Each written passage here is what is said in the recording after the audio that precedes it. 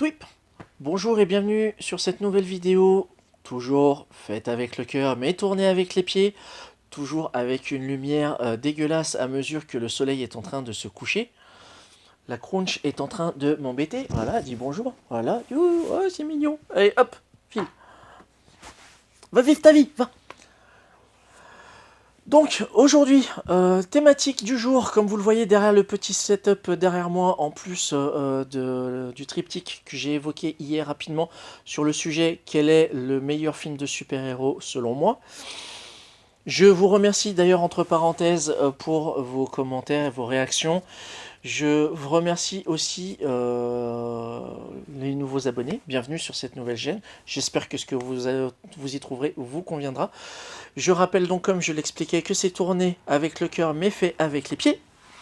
Ou inversement. Fait avec le cœur mais tourné avec les pieds. Je rappelle que c'est tourné avec les moyens du bord, à savoir un pauvre vieux téléphone avec un grain absolument immonde et une lumière absolument dégueulasse. Le sujet du jour, c'était de savoir si est-ce qu'adapter un comics de super-héros, c'était forcément le trahir. Ou est-ce qu'adapter d'ordre général, pas forcément un comics, mais ça peut être un roman, une pièce de théâtre, est-ce que c'est forcément trahir l'œuvre d'origine? Alors je sais que c'est un sujet qui a été de très nombreuses fois débattu, parfois avec haine et colère entre les différents partisans, de oui, de non, etc. Je sais que cette vidéo ne va pas apporter de réponse définitive pour plusieurs raisons. La première et la plus logique, c'est que c'est mon avis subjectif. Je n'ai pas la science infuse, je sais pas, je ne connais pas absolument tout sur les tenants et aboutissants de chacun des différents médias, mais c'est mon ressenti à moi en tant que spectateur, en tant que lecteur. Les différents exemples que j'ai sélectionnés là derrière moi, vous allez voir que c'est des exemples assez particuliers par rapport au cheminement de pensée que j'aimerais partager avec vous aujourd'hui. À la question est-ce que adapter c'est trahir, pour moi la réponse est non, tant qu'on adapte et qu'on respecte le média d'origine sur certains critères. Je vais prendre pour exemple ce film. X-Men et pas X-Men 1.5, c'est une édition 1.5 parce que avec des bonus en plus, etc. Donc X-Men de Bryan Singer qui est sorti en 2000 avec Patrick Stewart, Ian McKellen, Hugh Jackman, James Masters, Feng Jansen, Al Berry, Ray Park, Rebecca Romijn Stamos, etc., etc. Je ne vais pas vous faire tout le cast et tout le crew, c'est pas le sujet. Mais ce film qui est sorti en 2000 a surpris en tant que lecteur de comics que je suis, parce que visuellement, ils ont pris le parti de faire sauter les codes graphiques des costumes. Parce que oui, du lycra jaune à l'écran, ça aurait pas forcément bien rendu. D'ailleurs, ça a été le sujet d'une petite scène assez rigolote entre Cyclope et Wolverine. Alors Cyclope et Serval, ou Cyclops et Wolverine, je sais pas. Enfin bon, faites comme vous voulez. Quand Wolverine dit ben alors vous sortez avec ça sur le dos et que lui il répond, Cyclope lui répond t'aurais préféré quoi, du lycra jaune, en référence au costume jaune et bleu qu'il a l'habitude d'arborer dans les comics. Donc vous voyez que en termes de liberté visuelle, c'est pas adapté. Ils n'ont pas reproduit les costumes sur le grand écran. Mais ils n'ont pas trahi parce qu'ils ont respecté quoi? Ils ont respecté les caractères psychologiques des personnages et les enjeux. On retrouve l'école pour surdoués de Xavier, on retrouve l'idéologie du télépathe de Charles Xavier, on retrouve l'idéologie d'Eric Lencher, de Magneto, sa haine pour les humains, enfin, c'est même pas de la haine qu'a Magneto, parce que pour lui, dans sa logique de pensée, les mutants sont l'étape prochaine de l'évolution humaine. Voilà, c'est juste ça. Et bon, c'est juste ça, sauf que oui, derrière, il a eu le trauma des camps de concentration pendant la Seconde Guerre mondiale. Mais là, en l'occurrence, le film n'a absolument pas trahi le comics d'origine, parce qu'en fait, les personnages étaient respectés, les enjeux étaient respectés également. Tant que l'histoire est correctement transposée sur le nouveau média, pour moi, il n'y a pas de trahison. Hop, on remet ça là. tant que le média est... En fait, moi je pars du principe que s'il y a une adaptation, d'adaptation tirée d'un comics, mettons, c'est parce que le média sur lequel il va être adapté va apporter un complément ou une vision un peu différente. J'en veux pour exemple, j'ai un autre de mes chats qui en profite pour faire ses griffes, c'est magnifique. J'en veux pour autre exemple, Lego Batman, un film tout public fait pour la famille, réalisé par Chris McKay. Ça a l'air gamin, ça a l'air limite débile entre guillemets parce que voilà, c'est des Lego animés. Mais pour moi, c'est le meilleur film qui existe sur Batman. Pourquoi? Parce que on prend le média d'origine et on en fait une analyse, une analyse. On en fait une version un peu, une version caricaturée du personnage.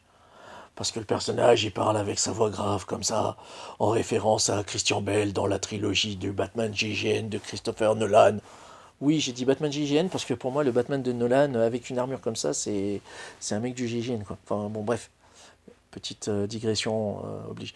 Mais ça reste, là, l'adaptation, c'est pas une trahison en soi, puisqu'on est sur de la caricature, mais il y a derrière un gros clin d'œil et on voit une déclaration d'amour aux comics parce que c'est truffé de clins d'œil. Il y a des protagonistes, notamment dans la rock galerie de Batman, même moi, que je ne connaissais pas dans le comics, parce que je ne les avais pas connus dans les numéros, ils sont là-dedans. Et c'est le fait de les avoir vus là-dedans, mais c'est quoi ces personnages tout pétés? Et qu'en fait, si, ils ont réellement existé dans le comics. Voilà. Ça, c'est un autre exemple. Pour moi, là, adapter n'est pas trahir. Là, c'était adapter pour caricaturer, pour offrir quelque chose donc de différent. Mais le trait de caractère du personnage est là. Certes, parodié et caricaturé, mais il est là. C'est pas un Batman en mode ouais, je me balade la journée, il fait beau, il fait soleil. Enfin, non. Non, c'est le mec qui est tourmenté, il est là, je préfère m'habiller en noir parce que tout doit être cohérent. Noir. Enfin, et la relation qu'il a avec le Joker est très drôle. Parce que elle est très drôle, mais elle est en même temps très intelligente parce qu'ils utilisent le lien d'affiliation entre les deux personnages pour en faire quelque chose de tourné sur l'autodérision. Et c'est super fun. Moi, j'ai beaucoup aimé ce film, il m'a beaucoup fait rire. Et je l'ai trouvé très classe parce que, en tant que lecteur de comics et d'avoir vu les films, notamment de Tim Burton et autres, c'est truffé de clins d'œil. Et les mecs se sont fait plaisir. Ça s'en ressent et c'est super cool. Vous l'avez vu, j'ai un DVD d'Hellboy. Alors, un DVD du film qui n'existe pas, pour beaucoup. Pour moi, clairement, ce Hellboy-là, c'est un acte manqué. C'est un cruel acte manqué. Là, pour le coup, adapter, c'est trahir. Pourquoi? Parce que il y a plein de trucs qui vont pas sur ce film. Il y a plein de trucs qui vont pas, alors que le fond, c'est frustrant. Hein. Il est calqué sur les comics de Mignola. La trame de la Reine de Sang, du monstre doppelganger qui se change en humain, tout ça, c'est respecté. Mais, il y a un gros mais, il y a un gros problème au niveau de l'écriture, de la mise en scène, de Mila Jovovich. Mila Jovovich. Il y en a qui aiment beaucoup la franchise des films Resident Evil pour le côté comment le côté série B voire Z qui n'est absolument pas une adaptation de Resident Evil le jeu vidéo parce que ça se voulait très anxiogène avec de l'horreur, du gore, du dégueulasse. Là c'est du film pampan zombie etc. Non. Là celui-ci c'est un acte manqué parce que visuellement il y a des images qui pètent. Vous m'enlèverez pas le plan où on le voit chevaucher un dragon sur une terre apocalyptique. L'image est géniale. Le gars, le gars, il fait le taf. Mais, oui, je suis d'accord avec toi, Logan. Il y a un gros mais. C'est que il est bancal, il est décousu, il manque plein de trucs. Et là, pour le coup, cette adaptation, pour moi, est une pseudo-trahison parce qu'ils avaient un matériau béton, mais ils n'ont pas respecté le... Ça va, oui? C'est Logan, mon chat, qui décide de faire des siennes. Comme par hasard, au moment où je fais des vidéos. Pour moi, c'est un acte manqué. Parce qu'il aurait pu être un super film. Même si c'est pas Ron Perlman, l'irremplaçable Ron Perlman qui campait le rôle titre dans les deux films de Guillermo del Toro, qui est absolument énorme. J'ai même une préférence pour le deuxième, pour les légions, les légions maudites. J'ai The Golden Army, les légions d'or. Mais celui-là, ça aurait pu être un super film et c'est devenu un soufflet. C'est vraiment dommage. Et enfin, est-ce que adapter, c'est forcément trahir? Là, on est sur de l'adaptation pure et dure. C'est pas compliqué. Sin City de Robert Rodriguez avec Bruce Willis, Mickey Rourke, Clive Owen, etc., etc. Vous prenez le comics de Frank Miller, vous prenez le film. Bah, en fait, le comics, c'est le storyboard plan par plan du film. Vous faites pause, vous prenez le comics. C'est la même image. Plan par plan, c'est la même chose. Et je sais que pour certains, je crois que c'était dans le... À l'époque, c'était dans le Ciné Live, une revue spécialisée, qui disait qu'on avait l'impression, en voyant le film, que les acteurs, c'était un peu comme des papillons dans une collection, ils étaient punaisés, ils n'avaient pas de liberté d'expression. Et ça, je peux comprendre leur point de vue. Mais, pour moi, c'est une bonne adaptation. Parce que on respecte le matériau d'origine, le trait de caractère des personnages est présent, la trame est présente aussi.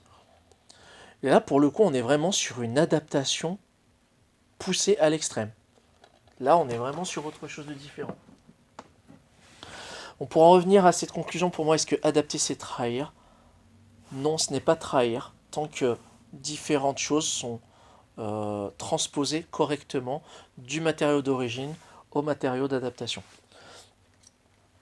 Et pour moi, le meilleur exemple, je vais terminer cette vidéo là-dessus, c'est sur le meilleur film Spider-Man qui existe. Voilà. Spider-Man Into the Spider-Verse. Je ne l'appellerai jamais The New Generation, qui est étonnamment le titre français, parce que pour moi, il n'a aucun sens. Spider-Man Into the Spider-Verse, qui est un film d'animation, qui a connu un certain succès au cinéma, mais qui n'a pas été à la hauteur, de ce qu'il a eu derrière, parce que il a reçu des récompenses, notamment aux Oscars. Et c'est une dinguerie visuelle. Le respect du matériau d'origine est présent. On a l'impression de voir un comics animé. C'est une parfaite symbiose du comics et du film d'animation. Il est juste incroyable. Moi, à chaque fois que je le revois, je me prends une claque. Il y a des plans qui sont juste dingues. Tu fais pause, c'est une case de comics, vraiment. Et j'ai hâte de la suite. Parce qu'il y a une suite qui est en... Alors là, au moment où je tourne cette vidéo, je crois qu'elle est en cours de pré-production et pas de production. Parce que voilà, lié au confinement, au Covid-19, tout ça. Est-ce qu'adapter c'est trahir avec ce film? Franchement, non. Le personnage est respecté. Miles Morales du film, c'est le Miles Morales des comics. Est-ce que la trame scénaristique du comics de Into the Spider-Verse est la même dans le film? La réponse est non, pour les besoins du film.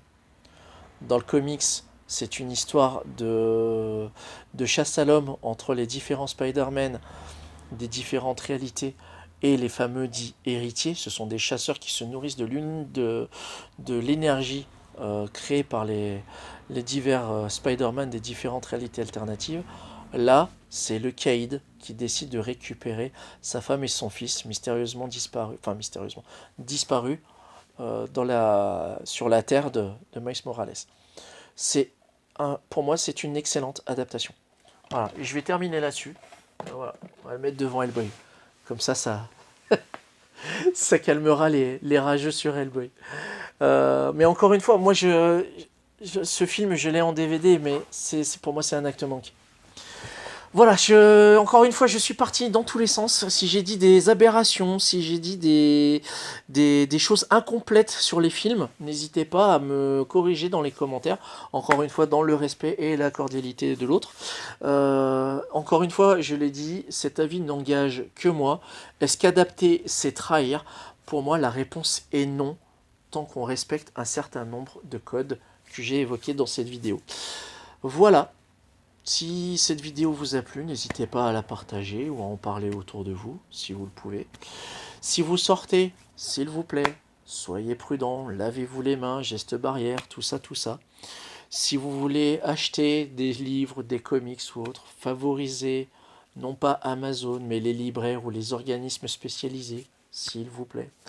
Et puis dans tous les cas, je vous donne rendez-vous demain pour une prochaine vidéo qui va porter sur de l'alcool. Et pourtant, je n'en bois pas. Étonnant. Prenez soin de vous et à bientôt. Pleine funkitude. Ciao.